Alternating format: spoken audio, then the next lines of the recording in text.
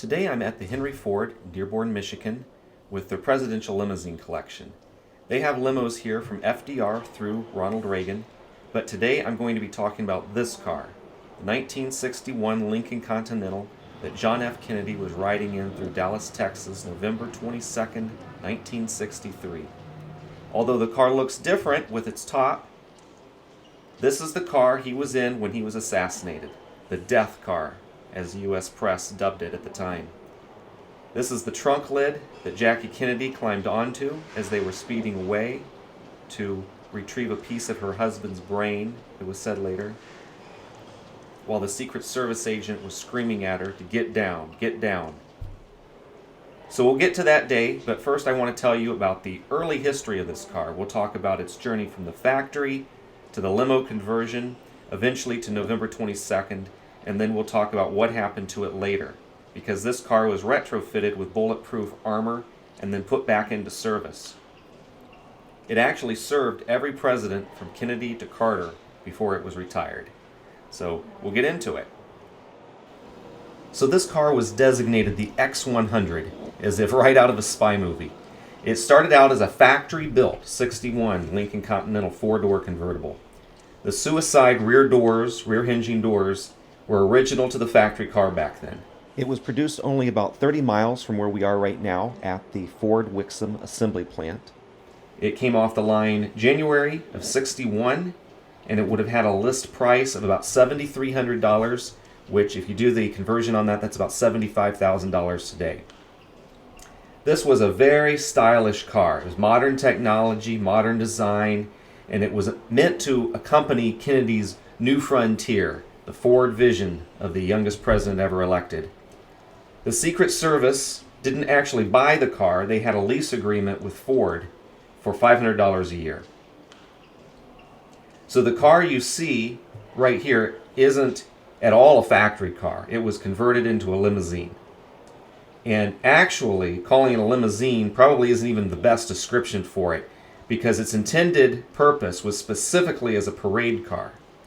The way it was being used in Dallas was exactly the way it was meant to be used. The company that converted the car was Hess and Eisenhardt out of Cincinnati, Ohio. Hess and Eisenhardt was a company that specialized in car conversions. They would perhaps take a car and turn it into a convertible for a client, an ordinary client. But they were well known for their VIP cars. So they had converted cars to limousines for prior presidents. They had converted a car for Queen Elizabeth, Iranian dignitaries, really VIPs from around the world.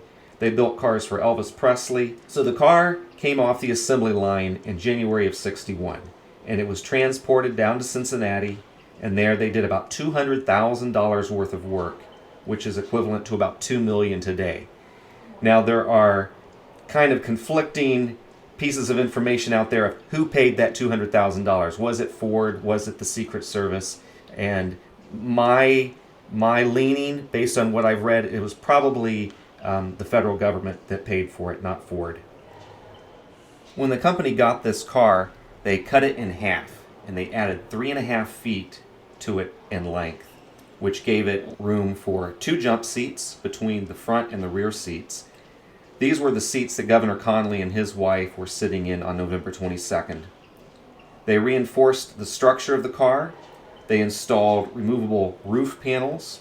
They added a hydraulically controlled lifting rear bench so that the president could be elevated in a parade, much like the one that was going on in Dallas, making him easier to see. Obviously, we have different security protocols today, but this made sense to them at the time. They added retractable steps for the Secret Service agents to ride on. The custom bumper also had steps, and they added handles to the trunk lid, as we all know from the video of the assassination. They added radio telephones that worked a little bit like cellular phones today, although primitive in comparison. They used radio frequencies to patch in to the telephone system, though. They added a larger heating and cooling system to accommodate the larger interior. They had 2 different removable roofs made. One was a hard top, and the other was a plexiglass-like bubble top, where the president would have full visibility even in bad weather. Now, despite what some people say, neither of these tops were bulletproof. I have heard it referenced, if only the weather hadn't cleared that day, they would have had the bulletproof top on the car. But it was nothing but plexiglass, and it was just plastic, and it wouldn't have even slowed the rounds from a high-powered rifle. The car was painted a midnight blue. It was not black, as you see it today, and it was delivered to the White House in June of '61, about 5 to 6 months after the car came off the assembly line in Detroit. And before I go into the day of the assassination, please consider subscribing if you enjoy the content. It helps grow the channel, which helps me continue to make content like this. To begin the story of this car on November 22nd, 1963, I want to take you to the Air Force One that brought President Kennedy to Love Field in Dallas that day. I like the context this adds to the story. In another video, I covered the detailed events aboard the plane that day, from Kennedy's arrival to Johnson's swearing in, and I'll link that in the description. For now, let me show you how Kennedy exited the plane and got into the car, setting the stage for the events that followed. So the interior has changed, but this is where President Kennedy's desk was in 1963. This is where his seat was. These are the windows that he would have looked out. So on arrival to Love Field, he would have got up out of his chair here and walked toward the rear of Air Force One. His private quarters, including the presidential bedroom and lavatory, were right about here. So it makes sense he may have stopped here to freshen up, and then he would have walked back here. Now off to the right is where the seats were removed to carry the casket back to Washington. So it's always kind of eerie to me to think about how he had walked right past this spot on his way out of the airplane, not realizing what was to come. They approached this door, and Mrs. Kennedy stepped out first, followed by the president. They descend the stairs. Famous footage. They greet their guests, and then they will go over to the fence and shake hands before approaching the car. And back they go to the car. Governor Conley standing in the car with a big 10-gallon hat on. Now the president and Mrs. Kennedy get in the car for that fateful ride, and we see the car, we see the smiles, we see President Kennedy with his arm relaxed here on the side of the car, and we have all seen the footage over and over. But this artifact right here, this is it. This is what is left over 60 years later to remind us, carry on the stories. And there sure are a lot of versions of those stories. But it's really amazing to see the footage and then to see the car sitting here, what this car witnessed. So they make the drive through Dealey Plaza, and it's 12:30 in the afternoon, and the shots ring out, and you can picture President Kennedy here in the car, his wife to his left, the governor in front of him, and this terrible thing happens. We've seen the footage. We know that this back seat and its occupants were covered in gore. Mrs. Kennedy famously climbs over the back seat onto this trunk lid to retrieve what is believed to be part of her husband.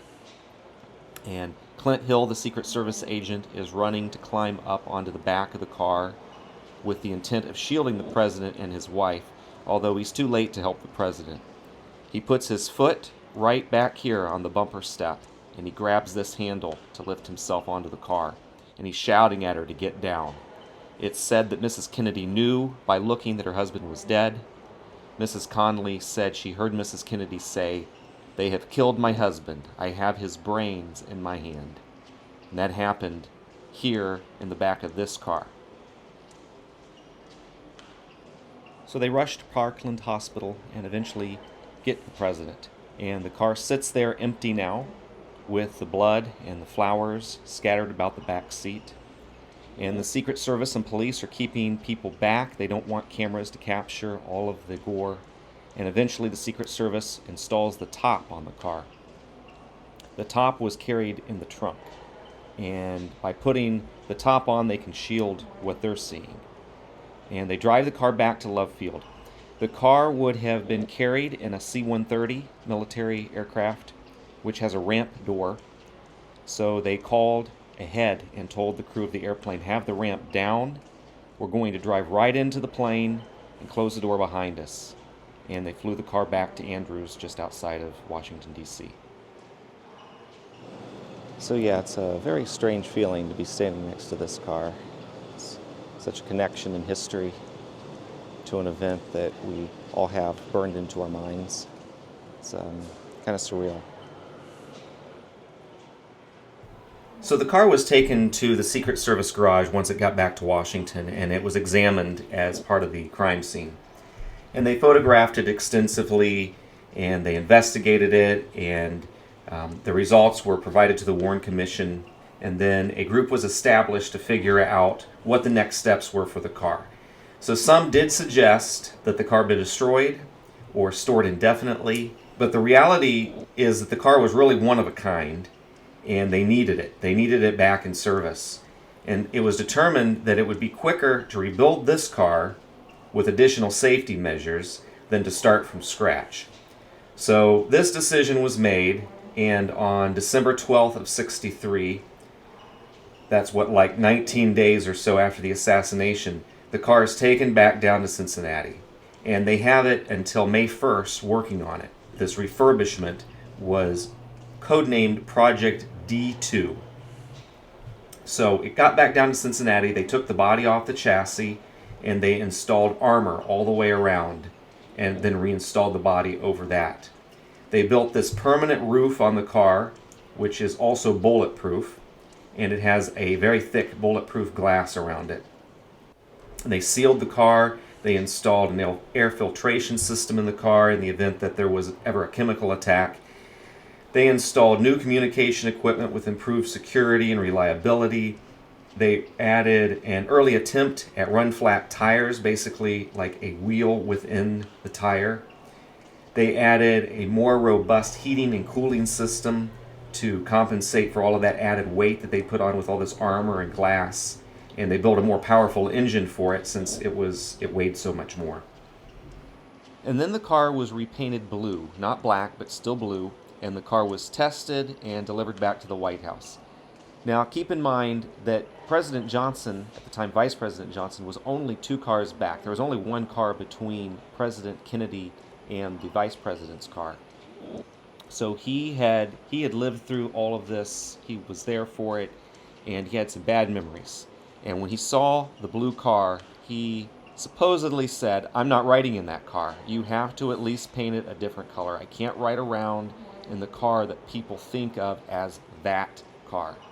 And so they had to take the car back, and that's when they painted it black. And it was returned to service in June of 1964.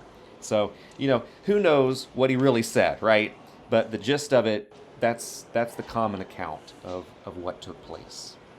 After the car was returned, this X100 continued to be used. President Johnson, despite the color change, never liked to ride in this car, and whenever possible he chose to use other cars. In 1967, the car was again modified, with Johnson having a roll-down window installed over here on the right side. The windows prior to this could not go down. When Nixon got the car, he had the roof modified with what I would call a sunroof that would open enough that he could stand up and wave to people. I'm sure the Secret Service didn't like that idea, especially those who had been around in 1963. And then Ford used the car, and President Ford used the car, and President Carter then was the last to use it before it was retired in 1977. When the car was retired, Ford still owned it because the government had only leased it all of that time, even though the government had put a lot of money into all the modifications. And then the car was donated here to the museum, where it has been ever since then.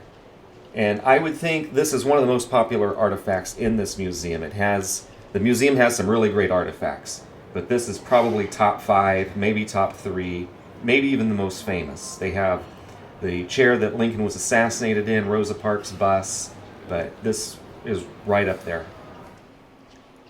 Now, the other big part of this story is Hess and Eisenhardt, the Cincinnati-based company that did the original conversion and all those modifications over the years. That company continued to operate and had U.S. government contracts for many years. You could drive past their shop in Fairfield, Ohio, and see military vehicles or these Chevy Suburbans, like these black ones you see accompanying the presidential motorcade today. The company was bought and sold by numerous groups over the years, but sadly, just back in 2022, they let go of all of their employees and they shut the place down and they auctioned everything off. And yeah, they're out of business now. But they had carried on that legacy all of those years. It's a sad sort of ending, like so many of the great businesses that once made up this city here in Detroit. The assembly plant that built this car actually was torn down in 2012 after the financial crisis and all the issues that the automotive companies had back during that time.